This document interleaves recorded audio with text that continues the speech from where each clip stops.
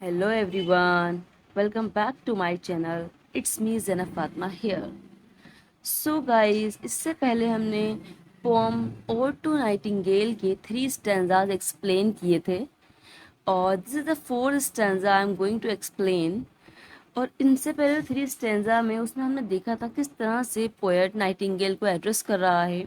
Nightingale का melodious song सुन करके उसको भी फील हो रहा है कि किस तरह से वो दुनिया की परेशानियों से दूर चला जाए, नाइटिंगेल के सॉन्ग में ही जाकर जहाँ पर नाइटिंगेल रहती है वहाँ चला जाए, नाइटिंगेल के साथ ही टाइम स्पेंड करे और उसकी लाइफ भी इतनी फ्री और इतनी ज़्यादा सैडनेस से फ्री हो जाए जैसा कि नाइटिंगेल की है। और कहीं ना कहीं उसको सैड भी फील होता है कि Nightingale is so free and happy but he is not, so he want escape to this world. Okay, so here we are again with the fourth paragraph. So let's continue. Away, away, for I'll fly to thee, not charioted by Bacchus and his parts, but on the viewless wings of poesy, through though the dull brain perplexes and retards. देखिए ये कह रहा है अब Nightingale से थोड़ा सा यहाँ से आकर जो पॉइंट ऑफ व्यू है पोएट का वो चेंज होता है। पहले तो वो कह रहा था कि वो नाइटिंगेल के साथ जाएगा उसकी इमेजिनेशन वाली दुनिया में, ठीक है। और बहुत सारे ड्रिंक का यहाँ पर ऊपर जिक्र किया गया था कि बहुत सारे ड्रिंक्स के बारे में बताया गया था, वाइन के बारे में, जिससे कि इंसान एक अनकॉन्शियस स्टेट में पहुंच जाता है और वो अपनी सैडनेस को भुला देता है। बट यहाँ पर वगैरह away away okay I will fly to thee, मतलब तुम चले जाओ मैं तुम्हारे साथ जाऊंगा। Not charioted by Bacchus and his pards. सबसे पहले ये देखेंगे ये बेकस एंड हिज पार्ट्स क्या चीज़ है। देखिए बेकस जो थे ग्रीक माइथोलॉजी में गॉड ऑफ वाइन है। तो देखिए हम बात कर रहे थे बेकस की। बेकस जो है ग्रीक माइथोलॉजी में गॉड ऑफ वाइन है एंड इस पार्ट्स पार्ट्स एक्चुअली कहा गया है लेपार्ड्स को।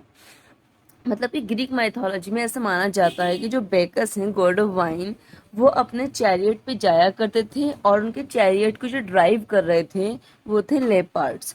तो उसी कॉन्सेप्ट को उसी परसेप्शन को यहाँ पर डाला गया है कि राइटर जो है अब जो पोएट है हमारे जॉन कीट्स वो गॉड ऑफ वाइन, मतलब रेफरेंस ये है कि गॉड ऑफ वाइन के थ्रू नहीं जा रहा है, यानी कि वाइन के थ्रू वो नहीं जाना चाह रहा है इमेजिनेशन की दुनिया में नाइटिंगेल के साथ, but on the viewless wings of poesy.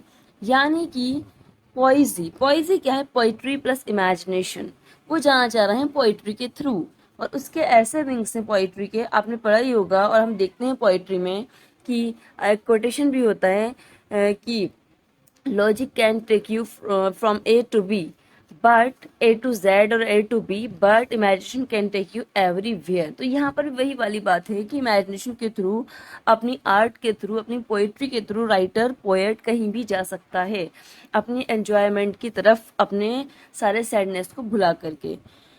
फिर अचानक से वो कहता है though the dull brain perplexes and retards.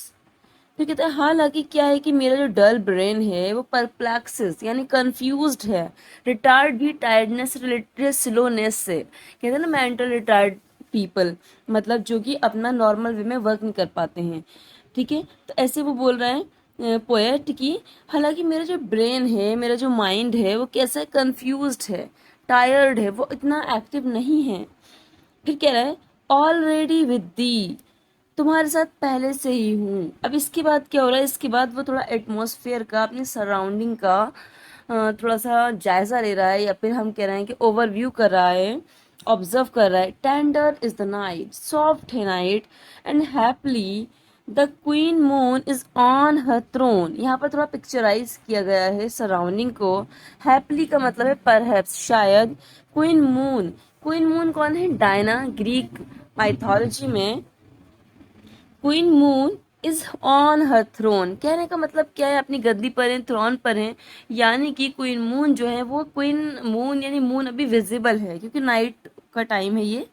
Clustered around by all her स्टेरी face. देखिए अब यहाँ पर हम देख सकते हैं कि पोएट की इमेजिनेशन कहाँ तक जाती है और वो अपनी इमेजिनेशन के थ्रू कितना अच्छे से पिक्चराइज करता है यानी कि आपने जैसे हम लोगों ने सबने भी देखा होगा, ऑब्जर्व किया होगा कि रात के टाइम पर चांद निकलता है, मून, और मून जब निकलता है तो उसके चारों तरफ क्या होता है कि सारे स्टार ही स्टार होते हैं।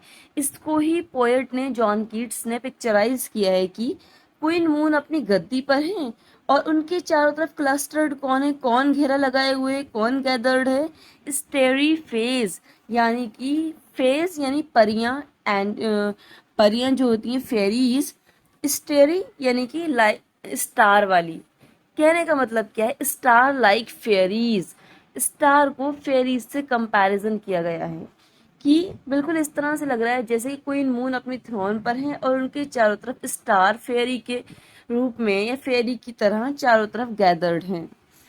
But here there is no light, लेकिन राइटर पोएट अपना बता रहा है कि यहाँ पर कोई लाइट नहीं है। Save what from heaven is with the breeze blown through verdurous glooms and winding mossy ways. ये पूरी एक लाइन है।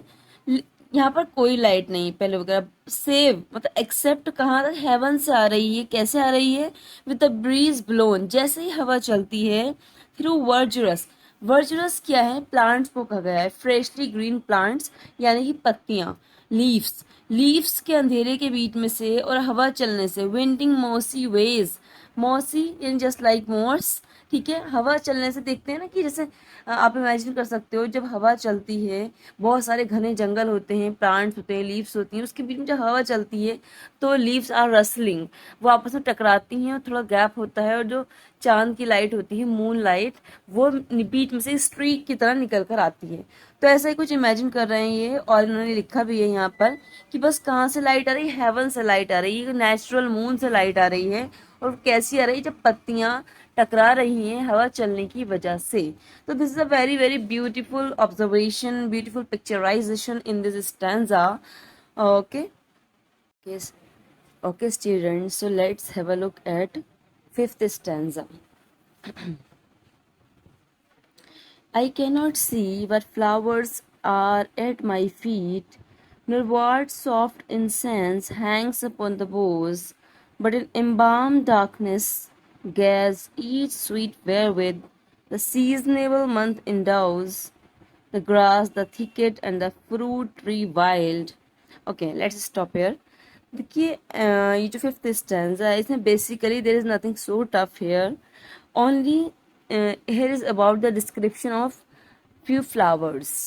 और यहाँ पर एक्चुअल में क्या है, poet is alone here but is enjoying, he is not frightening but he is enjoying the movement. यहाँ पर सिर्फ वो कुछ देख तो नहीं पा रहा है just because of darkness, but actual में क्या है कि he is smelling the flowers, different different type of flowers. तो ऐसा लग रहा है समर को और स्प्रिंग सीजन को साथ में एंजॉय कर रहा है। तो वो कहता है I can not see but flowers are at my feet. मैं आप भी इमेजिन कर सकते हैं एक्चुअल में इसको कि कितना अच्छा सा वो एटमोसफियर होगा, एनवायरनमेंट कितना अच्छा सा होगा कि फ्लावर्स है चारों तरफ। तो कह रहा है वो कि मैं देख नहीं पा रहा हूँ कि कौन से फ्लावर्स हैं मेरे पैरों के करीब, are at my feet, nor what soft incense hangs upon the boughs, but in embalmed darkness gas। देखिए यहाँ पे नॉर ना ही वर्ड सॉफ्ट इंसेंस, इंसेंस कहते हैं सेंस ऑफ स्मेल को, ये किस तरह की स्मेल आ रही है, हैंग्स अपॉन द बोज, बोज कहते हैं ब्रांचेस द ट्रीज। तो कह रहे हैं कि ना ही ये देख पा रहा हूँ कितना सॉफ्ट जो स्मेल सी आ रही है, कहाँ से, बोज से आ रही है, ब्रांचेस से आ रही है, बट लेकिन इम्बाम डार्कनेस, इम्बाम्ड कहते हैं प्रिजर्व डार्कनेस में, पता नहीं बहुत ज़्यादा डार्कनेस हो रही है, comfortable type, guess each sweet wherewith the seasonable month endows, guess कर पा रहा हूँ हर स्वीट जितना भी स्मेल है, जहाँ पर सीजनेबल मंथ, सीजनेबल मंथ कौन सा हो गया है, मे, इंडोर्स, इंडोर्स का मतलब प्रोवाइड करा रहा है क्या, the grass, the thicket and the fruit tree wild, ये सारे फ्लावर्स के नेम आते रहेंगे ग्रेजुअली। वाइट हॉथर्न ये भी एक फ्लावर है, एंड द पास्टोरल इग्लैंटाइन, देखिए पास्टोरल, पास्टोरल तो कंट्री साइड को कहते हैं, रूरल एरिया एवंग शेफर्ड, तो वहाँ का इग्लैंटाइन, इग्लैंटाइन क्या है, ये एक स्वीट है और अदर टाइप ऑफ रोज है, नॉर्मल नहीं है। Fast fading violets covered up in leaves, violets भी अ टाइप ऑफ फ्लावर हैं, वो मतलब फास्ट फेडिंग मतलब धीरे धीरे हल्के लग रहे हैं, कवर्ड है लीव्स में, and mid May eldest child the coming musk rose. और मिड मेज यानी कि मई के बीच में जो एक फ्लावर ब्लूम करता है, एल्डेस्ट चाइल्ड कहा है इसको क्योंकि सबसे पहले ब्लूम करता है, इसका नाम है musk rose. Full of dewy wine, और ये सब जितने भी फ्लावर्स हैं ड्यूई वाइन, देखिए again he is describing about the wine because of the intoxicating smell of these flowers, यानी कि इन फ्लावर्स में से जितने भी इंसेंस आ रही, स्मेल आ रही, वो सब बहुत ज़्यादा इंटॉक्सिकेटिंग है। और वो एक तरह से writer is enjoying, poet is enjoying about the smell of the roses. वो कहीं ना कहीं पोएट को एक तरह से it is keeping away from the sadness worries of the life of real life. The murmurous haunt of flies on summer eves, और इसके साथ साथ समर ईव्स में, समर की इवनिंग्स में पोएट को फ्लाइज का भी साउंड, मर्मरस हॉन्ट है यानी उसका साउंड आ रहा है, but overall he is enjoying the movement and he is away from all kind of worries. ये सब क्या चीज़ें हैं जो रियलिटी से बहुत दूर हैं, यहाँ पर सिर्फ एंजॉयमेंट है, प्लेजर है, and poet is enjoying that, poet is momentarily, only for few moments he is away from the worries and problems of life. So let's start sixth stanza. देखिए सबसे पहले तो इस स्टेंजा में मेन चीज़ ये है कि यहाँ पर दिखाया गया है डिज़ायर ऑफ डेथ। हालांकि किड्स जो हैं he was died at an early age, that is 25 years age, but still actually he has died just because of the disease that is tuberculosis, and he was suffering from that. So maybe that's why he has this desire that he wants to die, he want to die very early. So let's have a look. Darkling I listen, and for many a time I have been half in love with easeful death, called him soft names in many a muse rhyme, to take into the air my quiet breath. Darkling I listen, यानी कि darkness में मुझे क्या आवाज आ रही, क्या सुनाई देता है, about death, and for many a time, बहुत सारे टाइम पर, I have been half in love with easeful death, यानी कि मैं पहले से ही आई जस्ट एम्ब्रेस डेथ, यानी कि I just want to die very early. Desire बहुत पहले से है पोइट के माइंड में कि he wants to die. Called him soft names in many a mused rhyme, यानी कि उन्होंने अपनी बहुत सारी पोम्स में भी डिस्क्राइब किया है about death. To take into the air my quiet breath, और इस तरह से कहना है to take into the air my quiet breath, कि मेरी जो ब्रीथ है वो ले ले, यानी कि एक तरह से I want to die as early as possible, ये है इनका कहने का मतलब। Now more than ever seems it wish to die, और यहाँ पर बिटवीन द या फिर surrounding with the music of the nightingale song he want to die. तो यहाँ पर क्या है कि पोएट यहाँ पर क्योंकि फ्री ऑफ पेन है और he is enjoying the moment, तो कहीं ना कहीं ये डिजायर है कि वो जो है यहाँ पर इतने अच्छे एनवायरनमेंट में जहाँ पर कोई वरी नहीं है, अगर यहाँ पर उसको डेथ आएगी तो it would be very good. तो यहाँ पर क्या है कि to now more than ever seems it rich to die, यहाँ पर डेथ होना या डेथ का आना यहाँ पर क्या लगता है, रिच लगता है। To cease upon the midnight with no pain, और यहाँ पर कोई ज्यादा पेन का पता भी नहीं चलेगा, मिडनाइट को यहाँ पर रोक ले जाए बिना किसी पेन के, पेन नहीं हुआ क्योंकि एनवायरनमेंट अच्छा है, सराउंडिंग्स अच्छी है, और he is enjoying the song of the Nightingale.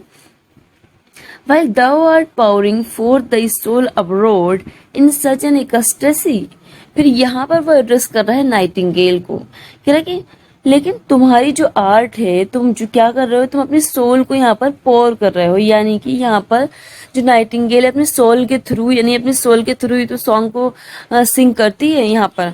तो वही कह रहा है कि जब तुम इतने अच्छे से सॉन्ग ये गाओगी इन सच एन इकास्टेसी, इतनी ज्यादा हैप्पीनेस में, यानी नाइटिंगेल को यहाँ पर अभी भी कोई सैडनेस नहीं है, ना ही उसको कोई फीलिंग का अंदाजा है, ना कुछ इस तरह से, बस वो तो अपने सॉन्ग को सिंग कर रही है in a very very stress free environment.